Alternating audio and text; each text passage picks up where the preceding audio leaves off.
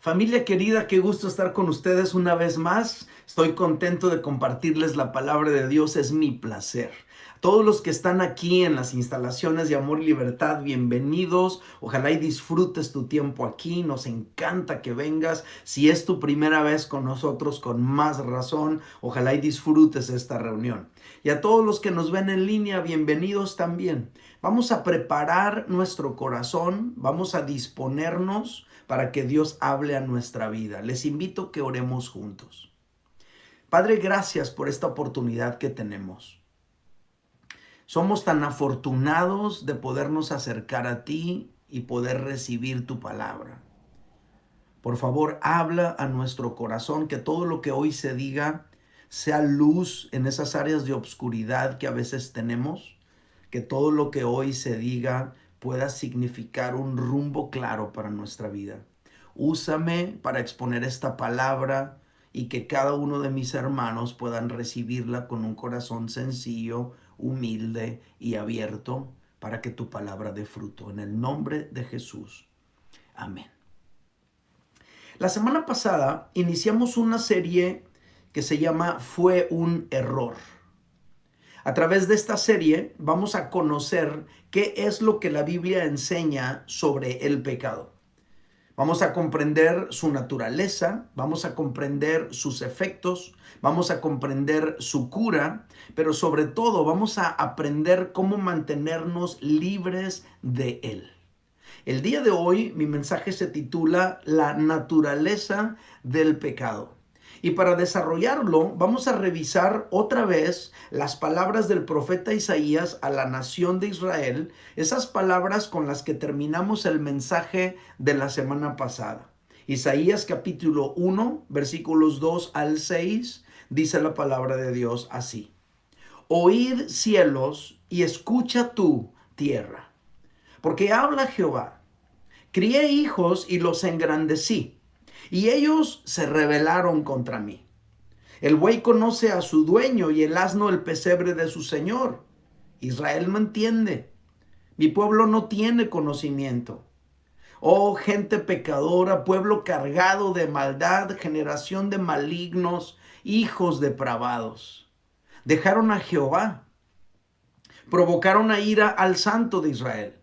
Se volvieron atrás. ¿Por qué querréis ser castigados aún? ¿Todavía os rebelaréis? Toda cabeza está enferma y todo corazón doliente. Desde la planta del pie hasta la cabeza no hay en él cosa sana, sino herida, hinchazón y podrida llaga. No están curadas, ni vendadas, ni suavizadas con aceite. Vuestra tierra está destruida, vuestras ciudades puestas a fuego, vuestra tierra delante de vosotros comida por extranjeros y asolada como asolamiento de extraños. Y queda la hija de Sión como enramada en viña y como cabaña en melonar, como ciudad asolada. Qué palabras tan fuertes y qué imágenes mentales tan poderosas nos narra el profeta Isaías a través de este lenguaje, ¿no?, literario. La semana pasada descubrimos una progresión en este fragmento y dijimos que alejarse de Dios nos lleva a cometer actos pecaminosos. Y cometer actos pecaminosos producen personas heridas y dolidas que a su vez dan a luz sociedades enfermas, fragmentadas y corruptas. Esto dijimos la semana pasada y es cierto. Todo lo que estamos viviendo actualmente en el mundo tiene que ver con habernos alejado de Dios. Por eso nuestra solución está en volver a Dios. Pero ¿qué podemos aprender sobre la naturaleza del pecado en este fragmento de la Escritura? Aquí hay algunos aspectos muy interesantes que nos van a ampliar nuestro entendimiento acerca del pecado, de su naturaleza. Y el primero es el siguiente. Número uno, el pecado es un asunto espiritual. Lo voy a repetir. El pecado es un asunto espiritual. Por lo tanto, el pecado no es un asunto que se resuelve con recursos humanos. El pecado no es un asunto médico, terapéutico, psicológico o pedagógico. El pecado no se cura con tratamientos, ni con pastillas, ni con terapia, ni con educación, porque el pecado es un asunto espiritual.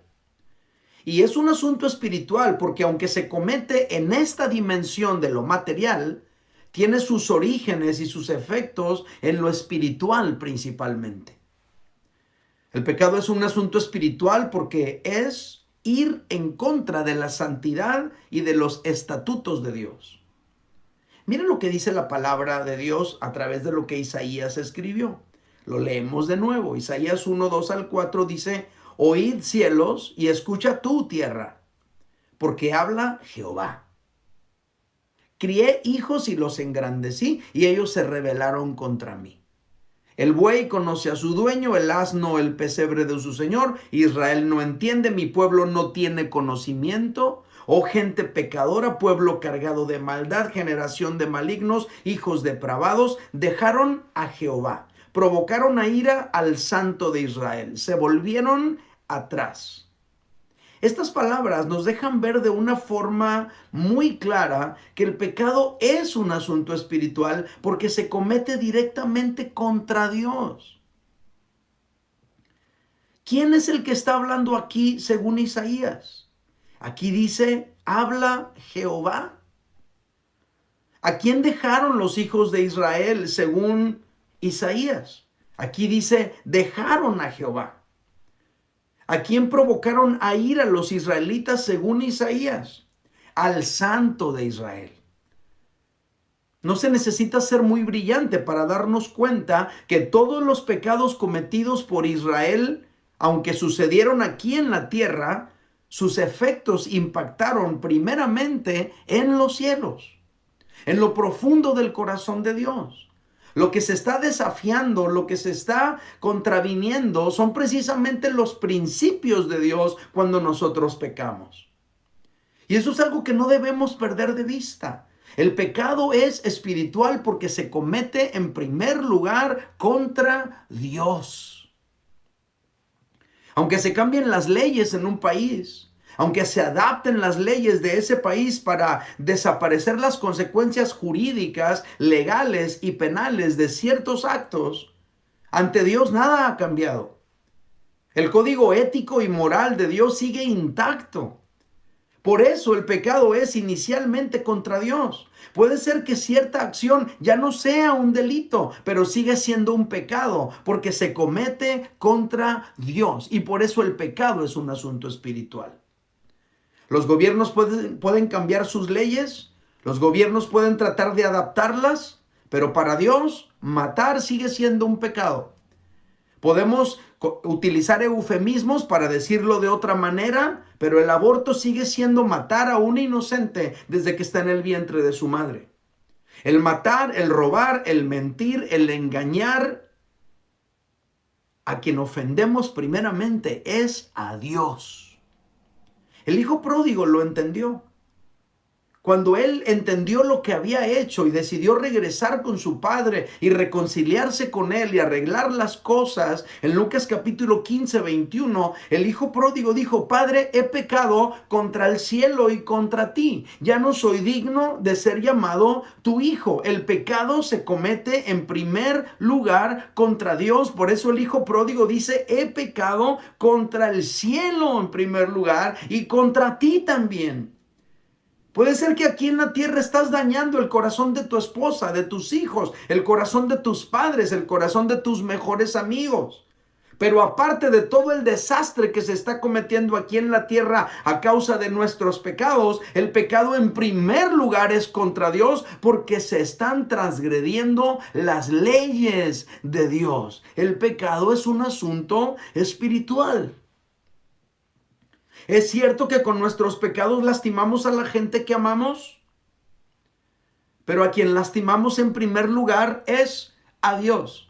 A quien ofendemos con nuestra conducta pecaminosa en primer lugar es a Dios. Claro, a nuestros padres también les damos en la torre. Claro, a nuestra esposa también le destrozamos su corazón. Claro, a nuestros hijos también les despedazamos sus expectativas y sus esperanzas.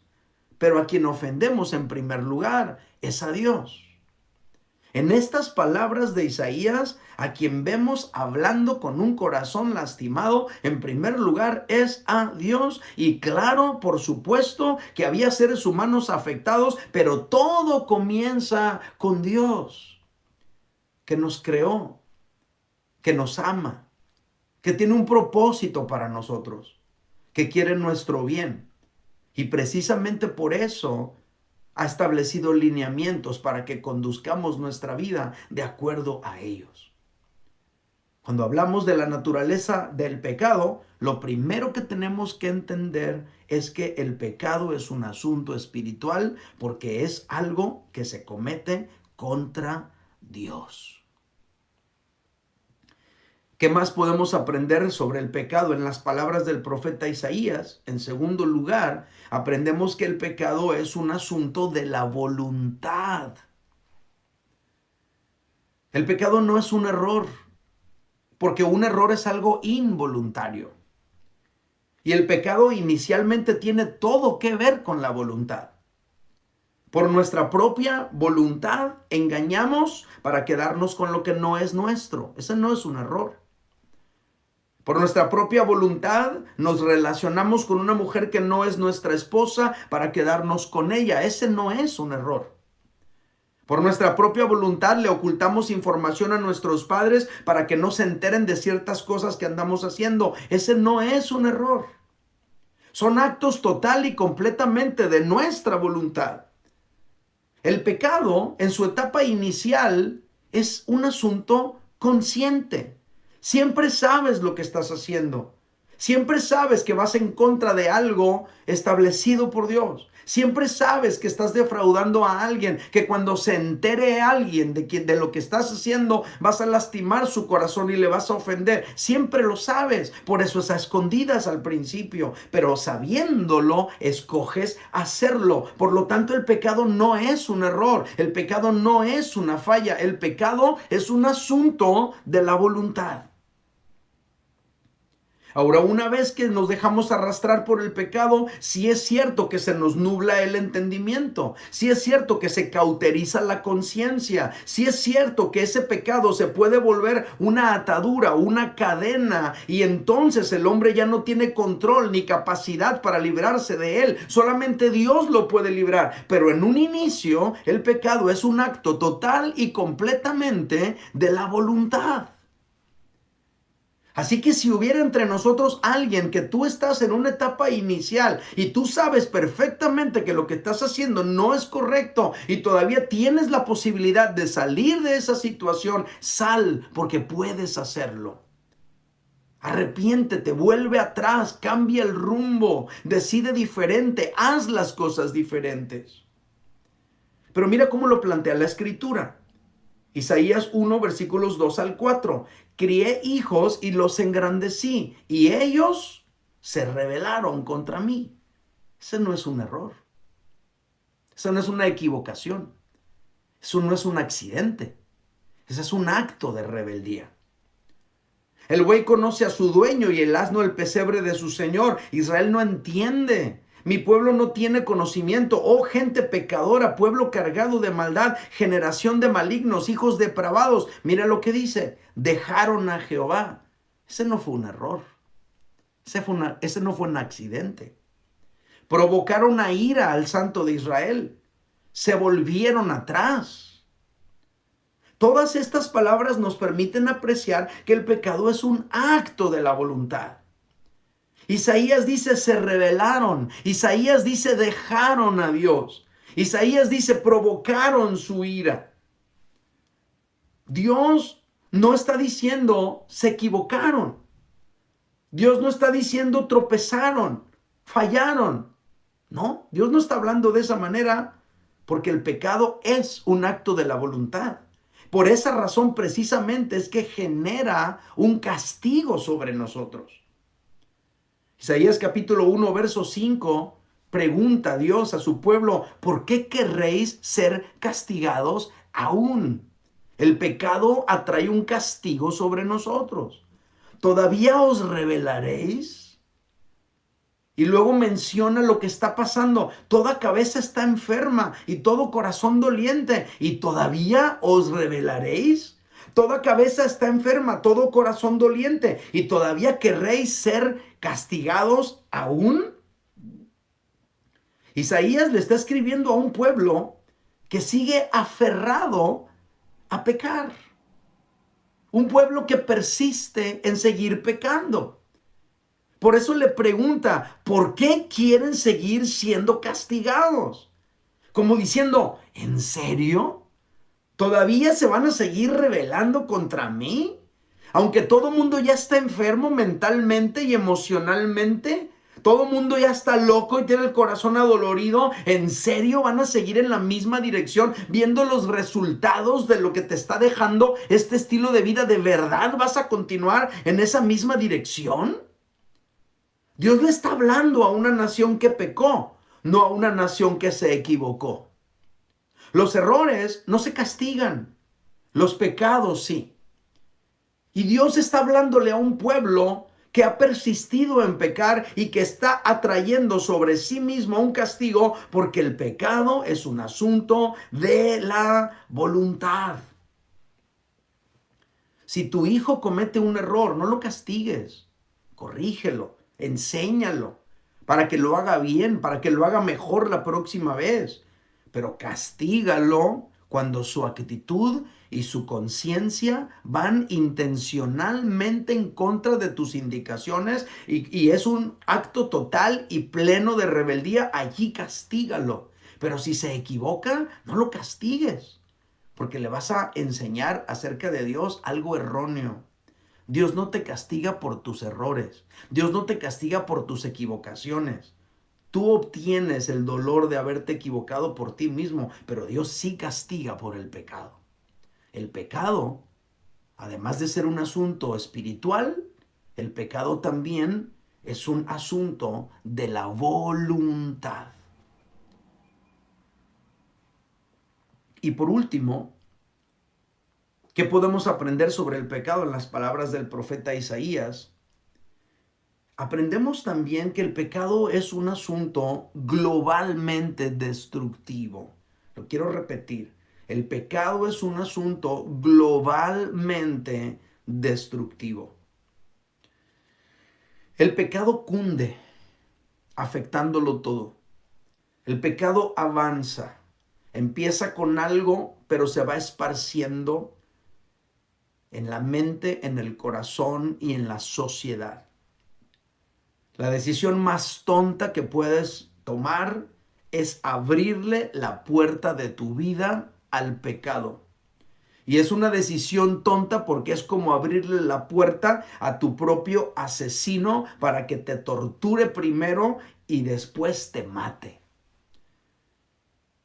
¿Cómo le abrirías la puerta a tu propio asesino? No lo harías. Abrirle el pecado es la decisión más tonta que estás cometiendo porque estás abriéndole la puerta a tu propio verdugo para que te torture y después te mate. Lo que sucede al pecar nunca para allí. Inicia allí. En el momento que te dejas llevar. Inicia ahí, en el momento que te envuelves en aquella cosa, en aquella situación que tú sabes que no es correcto. Puede ser divertido, apasionante, excitante, pero correcto no. Delante de Dios no es correcto. Y ahí empezó, en aquella cita, en aquel momento, en aquella noche, en aquel ambiente, en aquella situación. Y sientes como que tal vez todo va a parar allí, pero no termina allí. Trasciende a todo tu entorno y empieza a afectar tus círculos más cercanos, pero termina afectando generaciones que ni siquiera han nacido. Hay hijos que en este momento están pagando por los pecados de sus padres, pecados que sus padres cometieron cuando ellos todavía no nacían. porque el pecado es algo globalmente destructivo. Quiero que revisemos las palabras del profeta Isaías y pongamos atención en la trascendencia del pecado, cómo va de lo individual a lo social. Isaías capítulo 1, versículos 5 y 6 dice: ¿por qué querréis ser castigados aún? ¿Todavía os rebelaréis? Y luego fíjate cómo habla de lo individual. Toda cabeza está enferma y todo corazón doliente. Desde la planta del pie hasta la cabeza no hay en él cosa sana, sino herida, hinchazón y podrida llaga. No están curadas, ni vendadas, ni suavizadas con aceite. Es fácil notar el pecado en lo individual aquí, porque dice, toda cabeza está enferma y todo corazón dolido. Está hablando de la individualidad de las personas. Personas enfermas de la cabeza, personas dolidas de su corazón. Fácilmente podemos conectar esta declaración con las enfermedades mentales y emocionales de los individuos, las cuales ocurren por alejarse de Dios. Pero esa afectación de lo individual provoca también una afectación de lo social. Mira cómo lo plantea el profeta Isaías. Versículos 7 y 8 dice, vuestra tierra está destruida. Ya no está hablando de una cabeza, de un corazón. Ya no está hablando de una persona o de personas en lo individual. Ahora está hablando de una tierra destruida. Vuestras ciudades puestas a fuego, vuestra tierra delante de vosotros comida por extranjeros y asolada como asolamiento de extraños. Ya no está hablando de personas, ahora está hablando de ciudades, de regiones. Y queda la hija de Sión como enramada en viña, como cabaña en melonar, como ciudad asolada. Nos pinta un cuadro de devastación, un cuadro de soledad, un cuadro de aislamiento. Enramada en viña, ¿te imaginas un viñedo todo plano, los viñedos ya dando su fruto, pero por allá resalta en el medio de la nada esa enramada del que la cuida? Te plantea un sembradío de melones y por allá una cabaña del que cuida ese melonar, solo, en medio del sembradío, como una ciudad asolada. Esto nos hace entender que el pecado siempre trae soledad. El pecado siempre trae desolación. El pecado siempre produce aislamiento. Tú y yo podemos notar fácilmente individuos que pecan y al afectar todo su entorno terminan aislados de él. Un padre, un esposo que peca, que se enreda en una situación extramarital o que se enreda en una situación de juego o de narcotráfico o de cualquier cosa y afecta horriblemente a su esposa, a su familia, a sus hijos y al rato no puede convivir con ellos porque los está afectando, los está dañando y aquello termina en divorcio, en separación, en desintegración familiar. Así sucede. El pecado siempre trae soledad. El pecado siempre trae desolación. El pecado termina aislándote de la gente que tú más amas. Y terminan aislados de su familia, aislados de sus amigos. Y esa persona que se deja llevar por el pecado tiene un final solitario y triste. Este fragmento nos lo plantea con estas figuras literarias cuando dice y terminas como una enramada en viña, como una cabaña en melonar, como una ciudad asolada. Lo que te está diciendo es que el pecado tarde o temprano te va a aislar y te va a hacer experimentar la más horrible soledad que jamás has experimentado. A lo mejor en ese momento que estabas practicando ese pecado te sentías tan excitado, tan inspirado, tan lleno de adrenalina, pero ¿cómo te sientes hoy? Lejos, solo, vacío, deprimido. En este fragmento es fácil observar cómo el pecado cunde. Aquí, de repente ya no se habla de cabezas y corazones de individuos. Ahora se empieza a hablar de la tierra, de la ciudad, de la región, que terminan asoladas, porque el pecado no se queda con el individuo que lo comete, el pecado empieza a cundir y a dañar todo a su paso. Tú y yo podemos notar fácilmente cómo el pecado cunde, cómo el pecado va afectando como el cáncer. El pecado es como un incendio que puede iniciar con una pequeña flama, pero que termina arrasando bosques enteros. Ese cundir del pecado también lo podemos apreciar bien en Génesis capítulo 3, cuando habla de la caída. Tú y yo podemos notar los efectos devastadores del pecado. Todo empieza con una persona, pero va dañando todo lo demás. Génesis capítulo 3, versículos 8 al 14. Dice, por ejemplo, el versículo 8, y oyeron la voz de Jehová Dios que paseaba en el huerto al aire del día, el hombre y su mujer. Y luego dice, se escondieron de la presencia de Jehová entre los árboles del huerto. Lo primero que notamos aquí es una afectación teológica. El hombre que anteriormente tenía una maravillosa relación con Dios, ahora que ha pecado, se esconde de él. Por eso dijimos que el pecado es un asunto espiritual, porque es en primer lugar contra Dios. El pecado te aleja de Dios.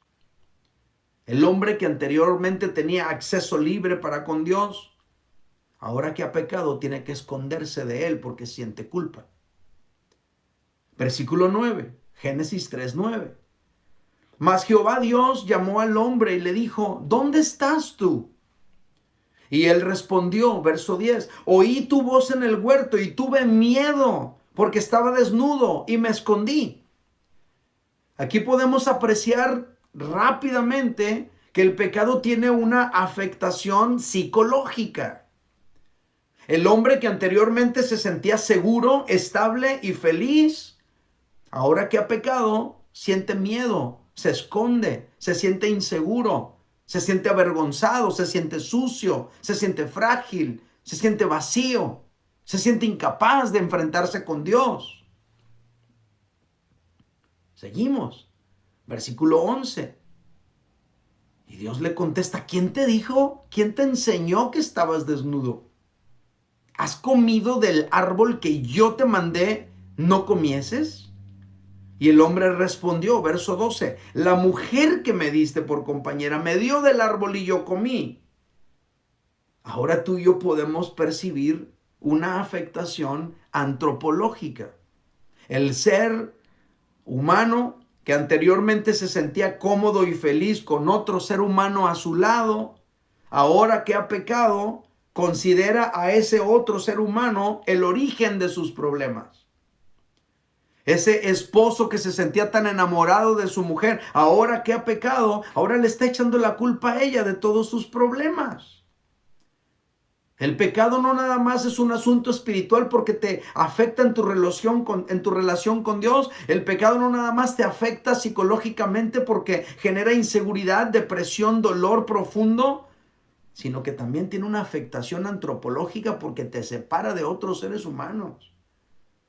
Por eso leíamos hace un momento que el pecado trae soledad. Y si leemos por último versículos 13 y 14, dice, entonces Jehová Dios dijo a la mujer, ¿qué es lo que has hecho? Y dijo la mujer, la serpiente me engañó y comí. Y Jehová Dios dijo a la serpiente, por cuanto esto hiciste, maldita serás entre todas las bestias y entre todos los animales del campo, sobre tu pecho andarás y polvo comerás todos los días de tu vida. Y a partir de este fragmento de la escritura en adelante, te animo que lo leas en tu casa. Si sigues leyendo el relato bíblico, lo que vas a notar es que toda la creación fue afectada a causa del pecado. El pecado no nada más generó un desastre teológico, no nada más generó un desastre psicológico, no nada más generó un desastre antropológico, el pecado también generó una afectación ecológica, es decir, la tierra, la creación entera se vio afectada por el pecado.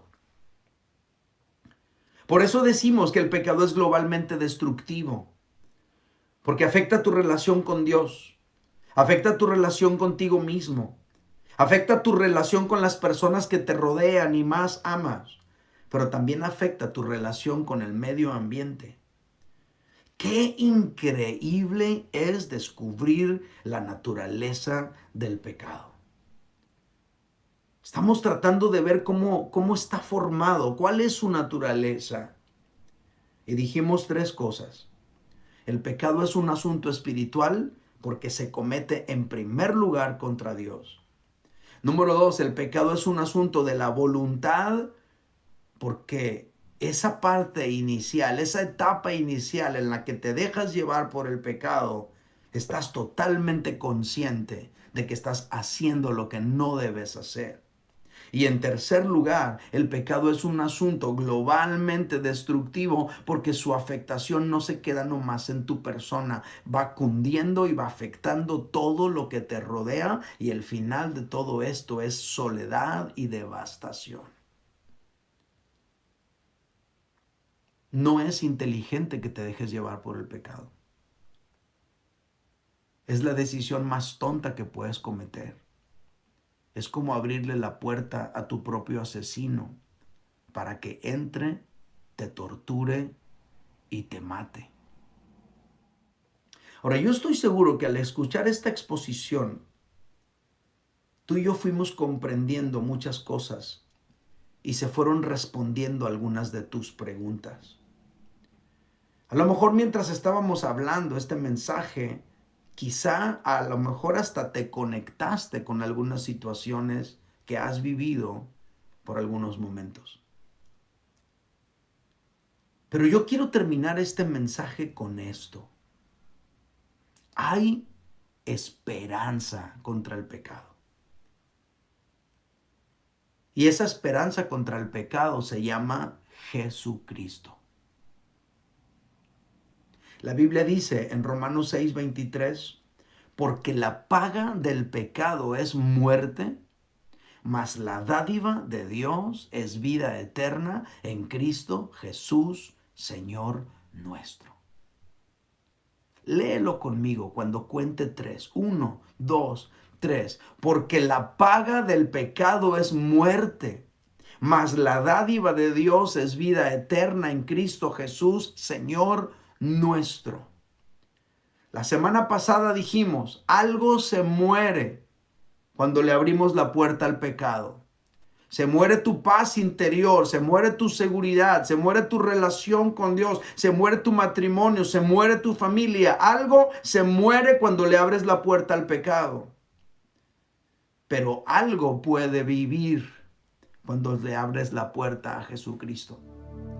Algo puede volver a la vida cuando le abres la puerta a Jesucristo. La dádiva de Dios es vida eterna en Cristo Jesús, Señor nuestro. A lo mejor se te ha muerto tu paz interior, a lo mejor se ha muerto tu relación con Dios, pero todo eso puede volver a vivir si tú le abres la puerta a Jesús. No importa cuánta destrucción haya dejado el pecado en tu vida. No importa cuánta destrucción haya dejado el pecado en tu familia. Si le abres la puerta a Jesucristo, puedes encontrar vida eterna y acercarte de nuevo a Dios y reconstruir todo lo que tu pecado destruyó. Jesús murió por ti para pagar por todos tus pecados y por los míos también. Y cuando tú y yo nos arrepentimos de nuestros pecados con todo nuestro corazón y cuando tú y yo recibimos a Cristo Jesús, obtenemos la salvación, el perdón de nuestros pecados y la posibilidad de que resucite todo aquello que por ahora está muerto.